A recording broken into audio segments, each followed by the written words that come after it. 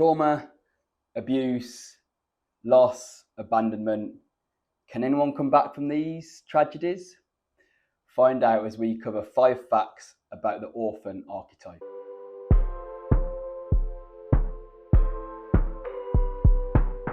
So if you've ever had the thought like, man, my life is so hard, I've been through so many hard times, how can I turn my life around and become the hero of my own story?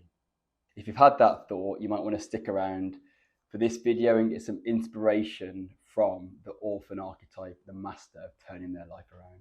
I'm Jay, and over the last 4 years, I've been on my own healing journey involving therapy, meditating, journaling, healing retreats, and plant medicine journeys. At the moment, I'm in training to become a Jungian life coach using the ideas of Carl Jung to provide inspiration to others and help others live their best life. In this video, we'll be talking about 5 facts of the classic underdog archetype, the orphan.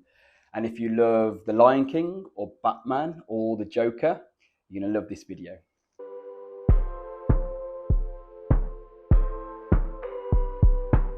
So in at number 5, let's describe what the orphan archetype is.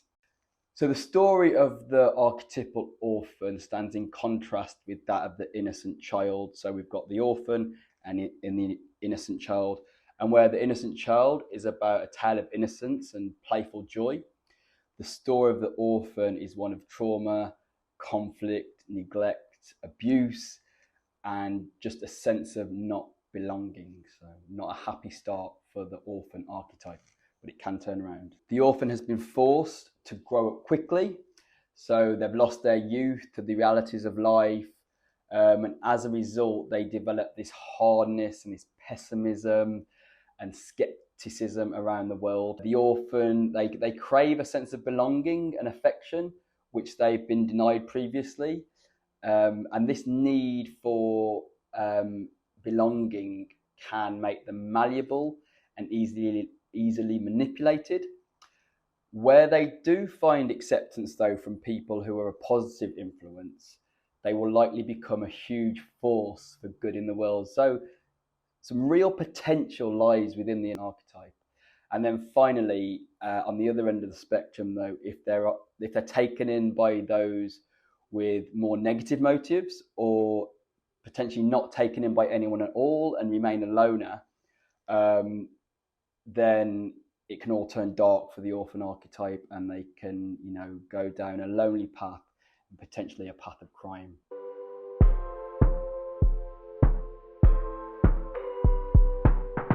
In at number 4, we have the orphan as a hero.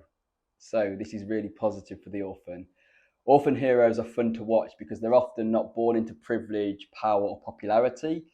Rather, they're a common person who's gone through tragedy and brave enough to say, I don't care if you don't like me, I'm going to do what's right.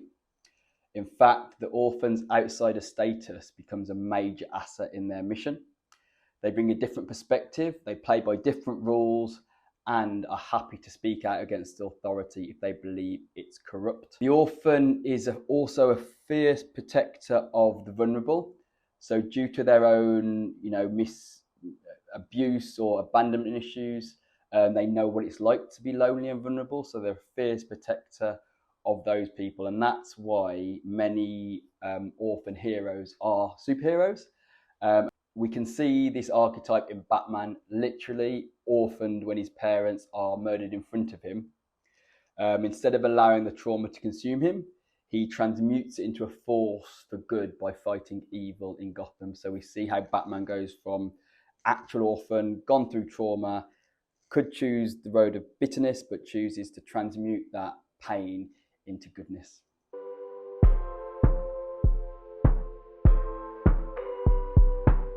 In at number 3, this isn't a happy tale. It's when the orphan becomes the villain. So trauma, neglect, abuse, and other tragic events in one's life can be hard to overcome. Because of this, the orphan might withdraw from the world. The world's rejected them, so they reject the world. They might want vengeance for their suffering, or they might build their life around pure self-interest. They reason that no one else will care for them, so they'll have to do it for themselves. They'll direct all that attention inwards. And if we stick with the Batman theme, we see clearly that the Joker, not to be confused with the Joker or Fool archetype. So the Joker from Batman has been through, he went through severe neglect and abuse as a child. Nevertheless, he still tries to fit in, but he's continually rejected by society. At his job, when he's throwing around the sign, he's neglected as the clown. He's neglected at the comedy club. He's really passionate about his comedy. And then with his fantasies about being accepted by his pretty neighbour that lives down the corridor. And then ultimately, those banker/frat boys on the train, they push him over the edge and they make him lash out at the world, and he murders them, and that begins his life of crime, and there's no turning back after that. So unfortunately, as much as he tried, the Joker just wasn't able to transmute his suffering in early life into the hero, like Batman was.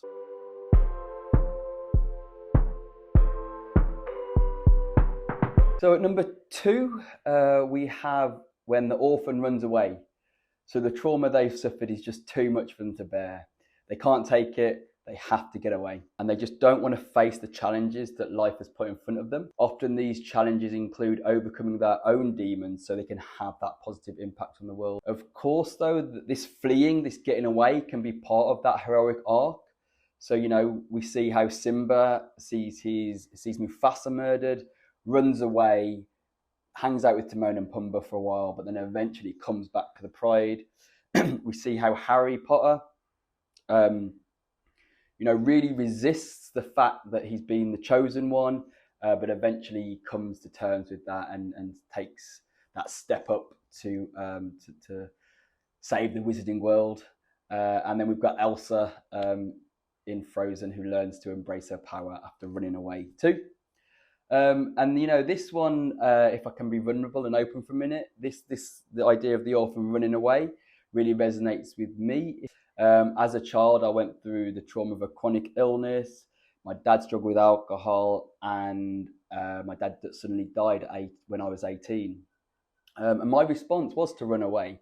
So for 10 years, I ran away to university, then I ran away to America, then down to London, and lots of exotic places in between, including South America, Southeast Asia, and India. And it was only after all this running I began to understand, and still am in the process of understanding, that there might be a deep well of potential power within me, just waiting to be transmuted if I'm able to figure out some of that stuff from my childhood. And that's the journey I've been on over the past 4 years.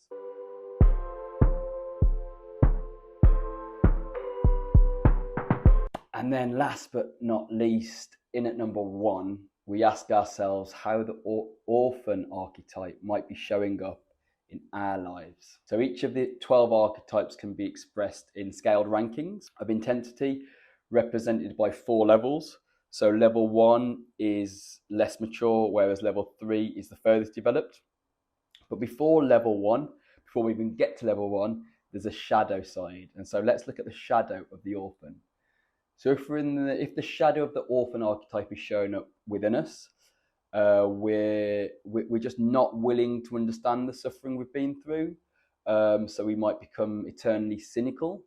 We might be callous and mean, projecting our suffering onto the world.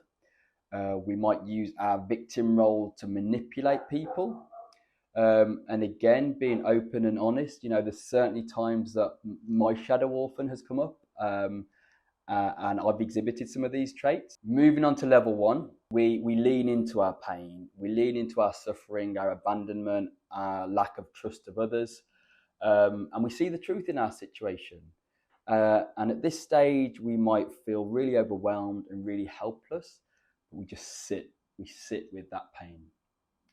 Then at level 2, we're becoming more mature.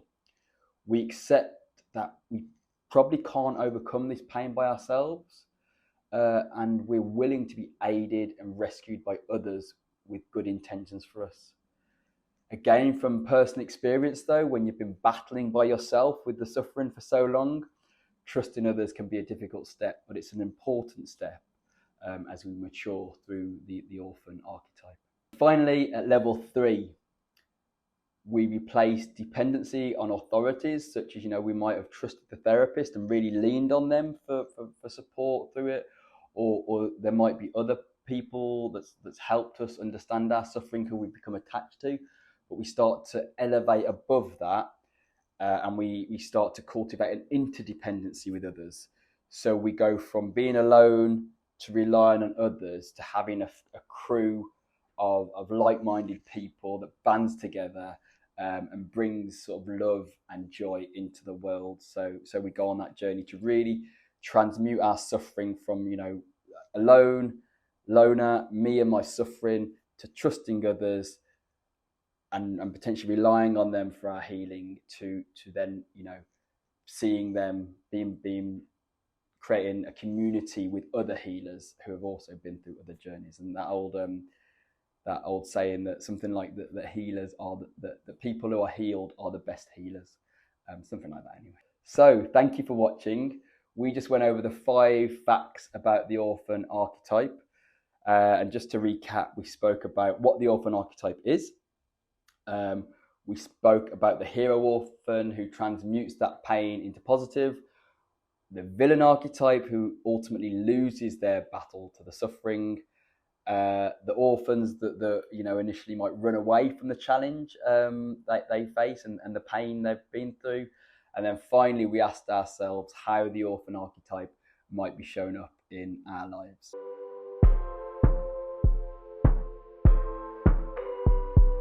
So the orphan, as you might have been able to tell from this video, is close to my heart. One step we can take today to understand our inner orphan is to write a thank you letter to our younger self. Now, if this feels really painful or a lot of resistance come up, tread very, very carefully. But can we think of a time where we went through something difficult? Something that perhaps took away our childhood innocence? And can we thank our younger selves for how they got us through it? So even though our younger self certainly didn't have all the answers, if we go back, it was them who navigated the situation as best they could. So even though it might not have been easy for them and for us now to look back, can we find in our heart to show that younger version of ourselves some gratitude for getting us through that difficult time? And this way of thinking really reminds me of a Jay-Z line. So Jay-Z's got a line that goes, let me read it. It goes, "Special shout out to my old head. If it wasn't for your advice, I'd have been so dead." So thinking about, if that younger version of yourself hadn't got you through or got us through that difficult time, would we be the person we are today? So yeah, let's pay that debt of gratitude to our younger self, sorry. With that, thanks for watching everyone, and stay young.